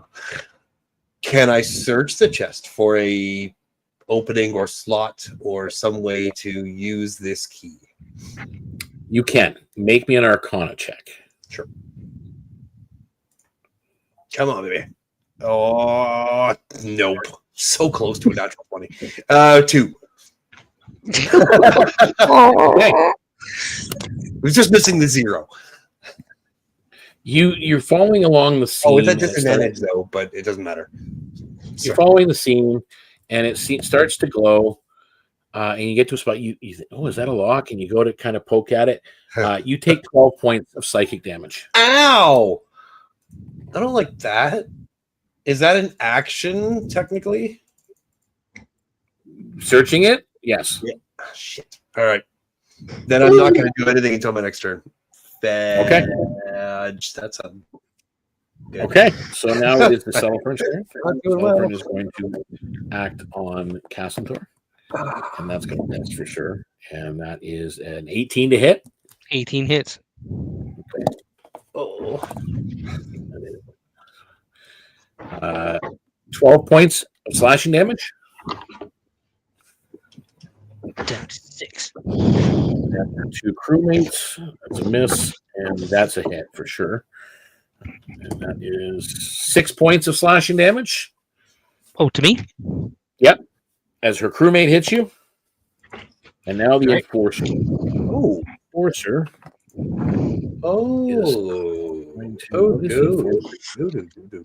Yeah, the Enforcer is going to attack you as well. Enforcer's attacking Cass? Yep. I thought he was on the side of the people that were selling the chest. No, he's on his own side. They're all on their own side. Oh, okay. And the 3 other Enforcers with him are firing crossbows at Fade. That is 20 to hit. That will hit. A 20 to hit. Holy crap, 3 18s in a row and a 20 to hit. Oh my goodness. Are they close enough that I can take a swing at him with Sentinel? Doesn't matter which. Yes, you can with one of them. Yep. And that is 12 points of piercing damage. As Cool. 3 bolts. Boom, boom, boom. Yeah. That's not as bad as I thought that was going to be. No, just crossbow bolts. All right. 20 hits? It does.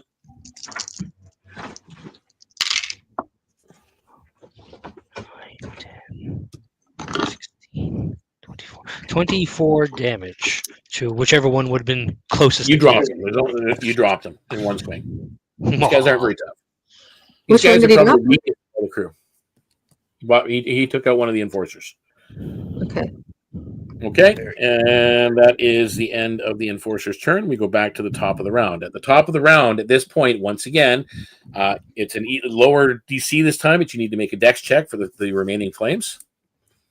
Okay. Oh, not 20. Hey, nice. 23. Nice. You have no problem. I need you to make a Constitution saving throw, as it's getting really smoky in here. It put out half the flames, remember? Yeah, but it's still a lot of smoke in here. There's no place for it to go. Make a hole, make it big. Oh, that's good. That's 16. 16. That's just what you needed. So you're it's kind of hard to do that, and I need another wisdom saving throw, Del, as it pulses again. Son of a. Well, better than last time. That's much better than last time. 21. Okay, no problem. Although your head's starting to hurt. Other than that, it's like giving you a headache.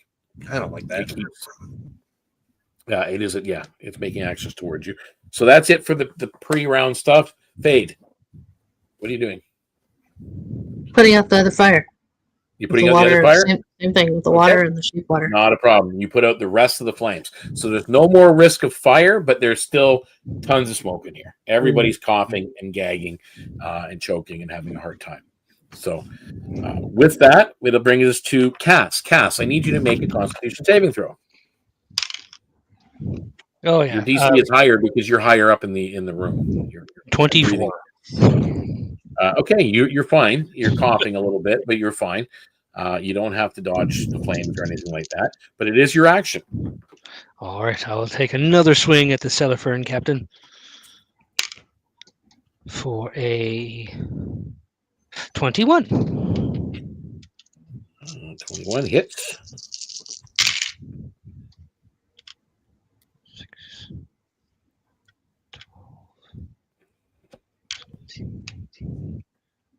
27 damage. 13 is cold. She drops.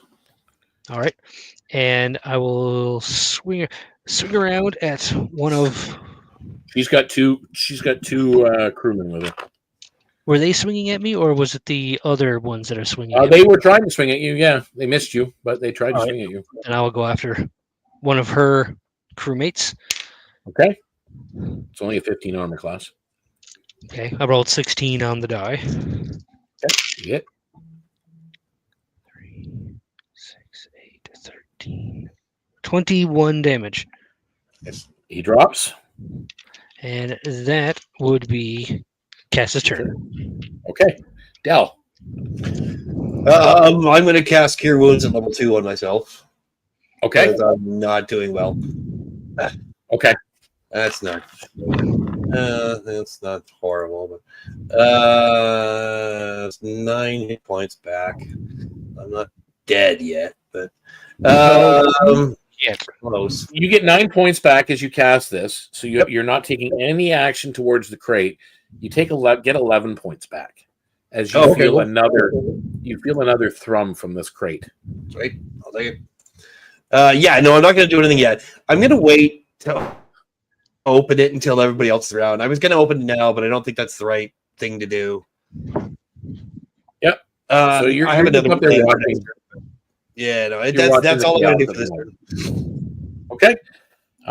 So that takes us down. That brings us down to the two remaining Celifern drop their weapons and step back, and they surrender. There's more than one Celifern? There were actually a grand total. It turns out the others were cloaked. You weren't sure what they were behind her, but they are other Celifern. Wow. There was 4 of them in total in the room. So they were surrendered. So they're surrendering. The enforcers now go. The enforcer is actually going to make a swing at the broker. 2 hits. Jeez. Sorry, this is a new round for my last reaction, right? Yes.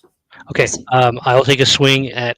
I'm sorry, I kind of like blanked a little. Whatever's swinging at the broker, I'm going to take a swing at. Enforcer Like captain, Sentinel? Yep. No, the broker didn't do anything wrong. No, he was just trying to protect the crate. The deal. Natural 20. Okay. If you do more than 40 points of damage, he's dead. I'll just let you know.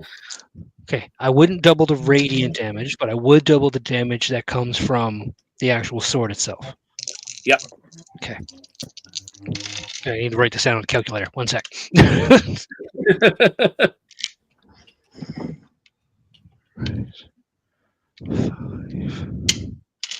plus 8. Because I don't double that. Okay. Can I do 27 damage? What do I got? I got 4, 9, 12. 37 damage In total? in total. I Oh, did. he's on death. He's I on did death's 5 door, man. He's I weak. did 5 radiant, and then 8 rage damage, and then Went from 40 to 3. and then I got my cold damage was 12, which doubled to 24. Okay. That is the end of their turn. It brings us to the top of the round. Fade. What is left? Obviously, you have the ogrekin at the door. The broker is looking very, very wounded. You've got the one Reaver standing against the wall, surrendering. You've got 2 Celebrants standing against the wall, surrendering. You have a Enforcer captain and 2 Enforcer crewmen with him, still standing. And now it looks like you have the 3 individuals that were left at the back of the room are now stepping forward because the broker's been attacked. So what are you doing? She would speak to those 3 that are still fighting the broker, that and the people that were there, and say, "Stand down. You've lost this." Roll me persuasion, please. And do you have any rapport with smugglers at all? Just in case, because this would make a difference for this one. I might. Or what is your renown as a storm witness? That could affect this too. At least +2. So that'll give you a +1 to your roll if it's +2. If it's +4, it'll be +3 rapport with all marsh folk. So I'll give you a +1 there. So you take +2 to your rolls. So what am I rolling again? Persuasion or intimidation. It's up to you. With a +2. Okay, that is.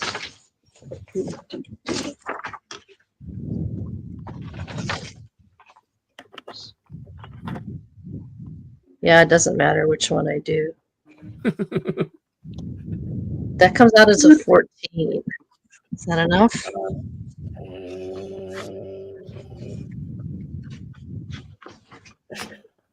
You know what? He's so badly hurt right now. The 3 enforcers, like the captain and the 2 of his crewmen that were left, stand down. And they back against the wall. All right. And with that, bodies litter the floor. Smoke rises again. There are still smoldering nets, even though the fire's out. The relic's not in this room, but it is up in that dimensional space with Dell. It seems to be yours to claim. However, the clash of steel and those shouts now fade all into silence. It is hard to breathe in here. It really is. Above, you're getting, actually, all of you make, well, not all of you, everybody but Dell, make me an insight check.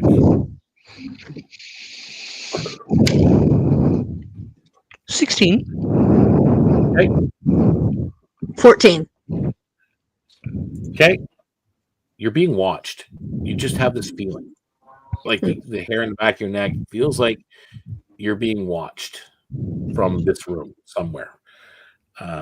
Not sure of where else it goes. Vade says, "Well, now, where hangs the balance now?" Okay, so Del, what are you doing up there? You notice everything, but everything's kind of calmed down. Fighting has stopped. I will stick my head out of the hole, just my head, so the head of a dwarf appears from the sky. Everything's okay? It's okay to come down? The big ogrekin guy, and he's an ugly looking brute. Just kind of looks up at you, and there's a curled grin or kind of like a smirk. That doesn't belong to you yet. Balance. Oh, well, yeah, but I figured if I got it out of the way, then the fight would not be focused around the chest, rather keeping the balance of the chest in check, you see. I didn't hit you for a reason. Well, I appreciate that. That's very nice of you. Oh, can I Well, come down now? What kind of skill this guy has, but just the sheer size of him and that mace that he's got, look, that would probably hurt. Oh yeah, very much so. It looks like a You know brute. what? If it seems safe, I will descend with the chest, but I'll stay close to the ogre. Okay. He pretty much lets you come down, and he pretty much kind of ushers you without directly ushering you back to the table. That's fair. And the broker taps the table. And Fade goes to stand up next to Dell and next to Cass. I'll put the chest back on the table and 1, 2, 3. Seems a bit safer now. And then she says, I believe Cass and Zor had the high bid.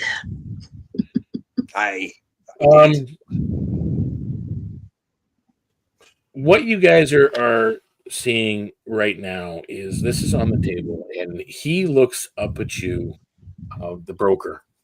Well, clearly, the balance has spoken. It seems to be yours to bear. Lanterns glow low, gutter low, and the smoke starts to thread through the rafters above in this space.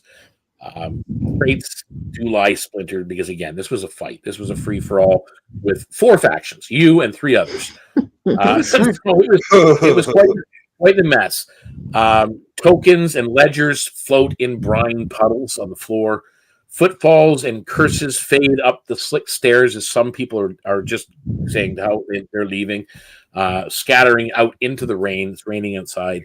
And what remains is the pulse, soft and steady from the coral-sealed crate.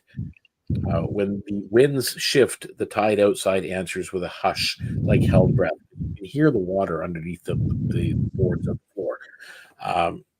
The exchange is finished. The choice is now yours to decide.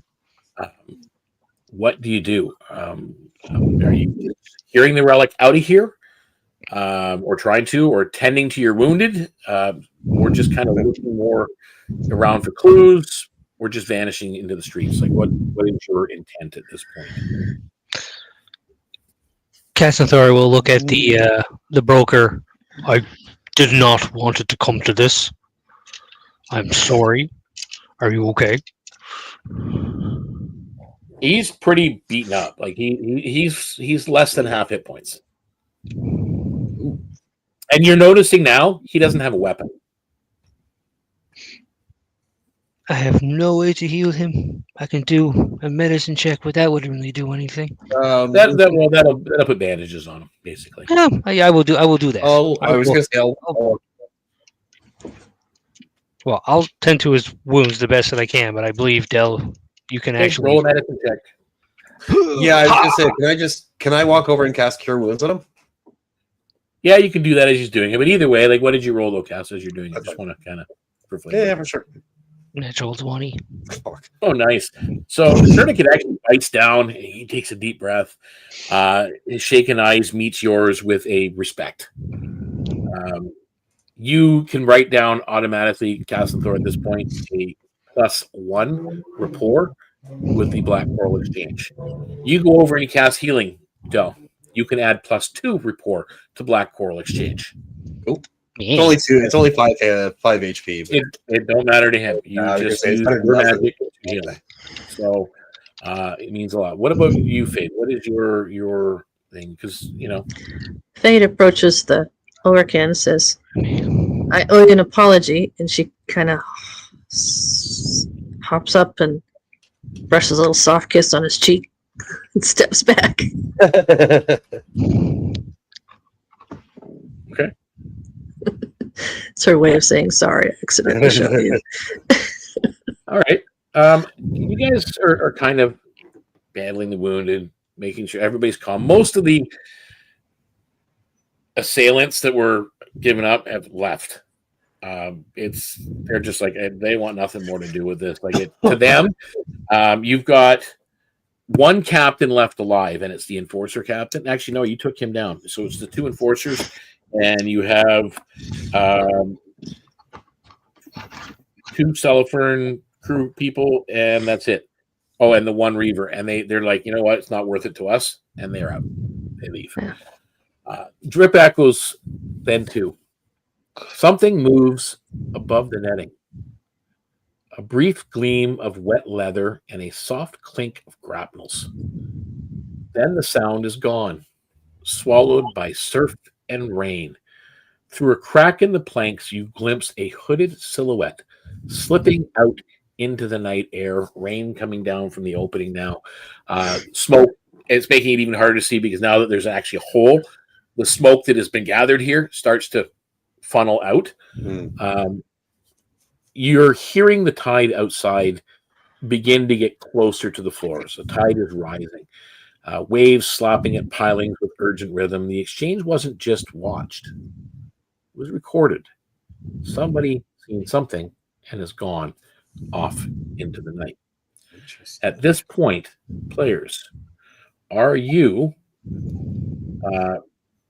going to try and pursue whoever that was? Do some kind of misdirection and kind of leave and trick them and not know where to follow just in case they're following you, or just trying to vanish with the relic. Just get the hell out of Dodge. Does Dell tell us that he took damage trying to open the chest? I do not. So Fade would say, should we open it here, or should we just take it straight to the council wardens and let them have it? The broker looks at you. Not here. It's yours. Be gone with it. It's been enough trouble. Truth. Yeah, I think we should take it. If we are going to open it, we definitely need to do it in a safer place. Okay, let's go. So, what is your plan of attack? Are you? So you're not pursuing. You're just trying to. Are you just trying to give a false trail, or are you just trying to get out of Dodge? Probably might move us to do a false trail. Yeah. That is a group skill check. It's deception, DC 14. I need at least 2 of you to pass. It's a 17. Oh, that's not good.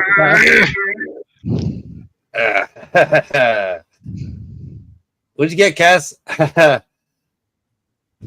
Oh dear. Oh dear. Yeah. I'm -1 and I rolled a 1. So I got 0. I rolled a 5.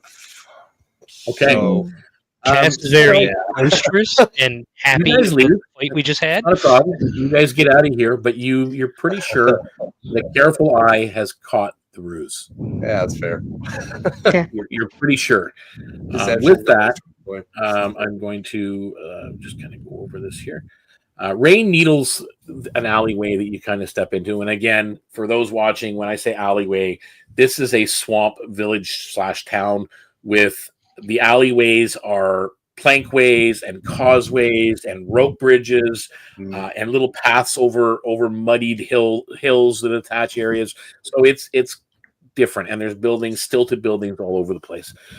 So you guys, rain needles the alleys as you step out beneath a bruised sky. It's purple and blue, dark. Somewhere beyond the nets and pilings, a bell tolls. Obviously, the next day bell has gone, and it marks the turning of the tide. In your hands, the coral-sealed crate hums. It's a heartbeat out of time. So it's not a pure rhythmic heartbeat.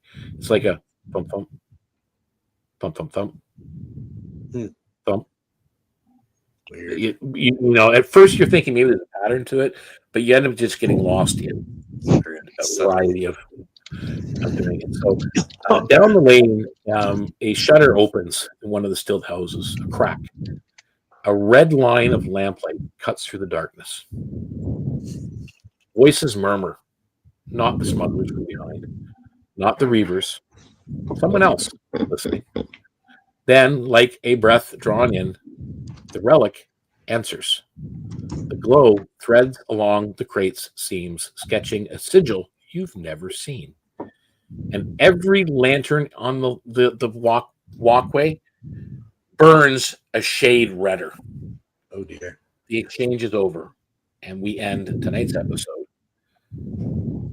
The Black Coral Exchange. Dang. So this thing is out. It has now managed to affect a huge area, as you've seen all the lanterns all of a sudden burn red, like bright red.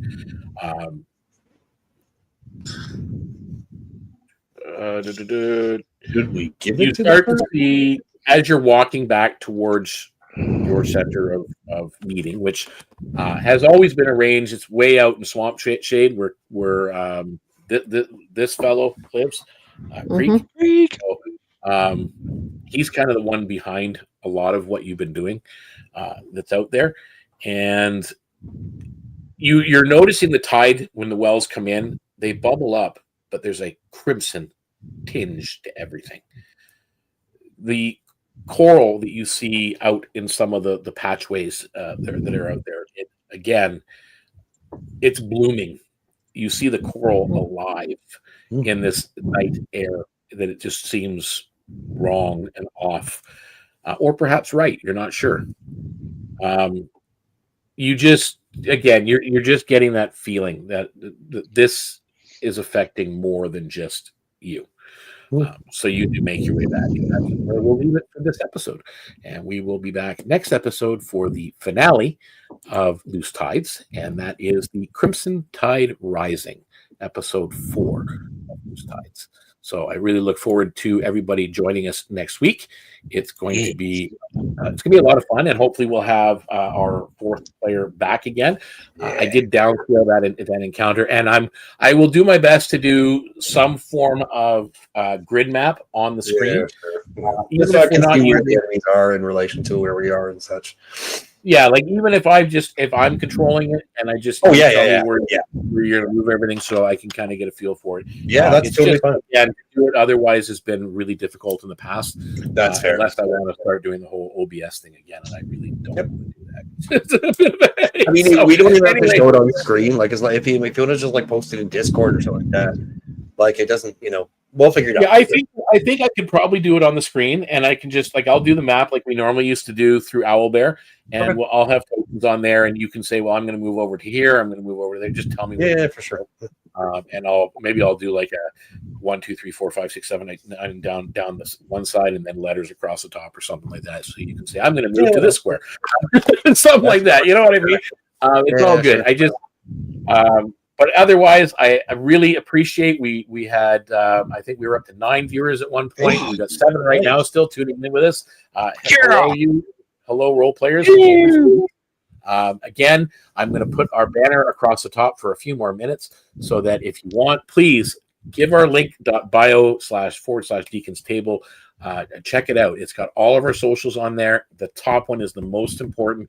It's our Discord server, the Deacons Table Discord server, where you can hang out with fellow geeks like us. You can role play 24/7 with one of our original character ancestries or character classes. There are 18 character classes now. I just created a new one today. There's about 60 plus ancestries to choose from. So there's lots to do that you can join. And it looks like well, thank you very much, Mordu. We appreciate it. We know who Mordu is. He's a regular friend of the channel. A lot of we get a lot of spammers pop in and out, but we actually had a pretty steady flow today, which was good. So, yeah, come and hang out in Discord. I'll help you do up a character. You can do up one on your own with an original, or you can choose D&D Beyond if you really want to, and do like that's what Dell is. Dell is an off-world dwarf. That's what we call them, off-worlders, because again, they're not part of the ancestry of Foreverland. It is a unique space, and people that are in the Discord get free access to all the Discord material. at the basic tier, so you'll always have access to the ancestries, to the core rules, to the classes, and all that kind of stuff. And when we do a new region, like right now, they're in the region of the Seahorse Isles. I release that for them so people can download the actual supplement for Seahorse Isles as well as the town of Kelkwood, which is where they're located. And there's a lot of material. There's also our Ko-Fi membership on there as well. If you check out the Ko-Fi page, you can become a regular supporter and get all the stuff for free, or you can just purchase individual supplements online.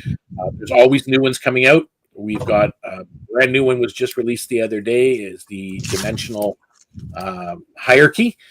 Because again, where you have the Shadowfell and the Fey Realm and everything else, in other worlds, we have the Ether Bloom, the Pale, the Depths, the Under.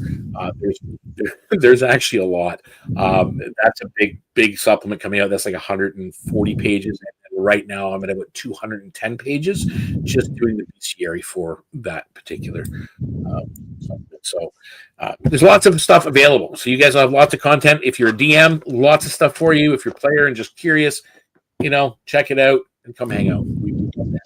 Either way, guys, until next time, may all your rolls be critical, not just 20, but also the 1, because a 1 can be just as much fun as we had to find out. All right, bye for now, guys, and we will see you all next time. Toodles. Adios.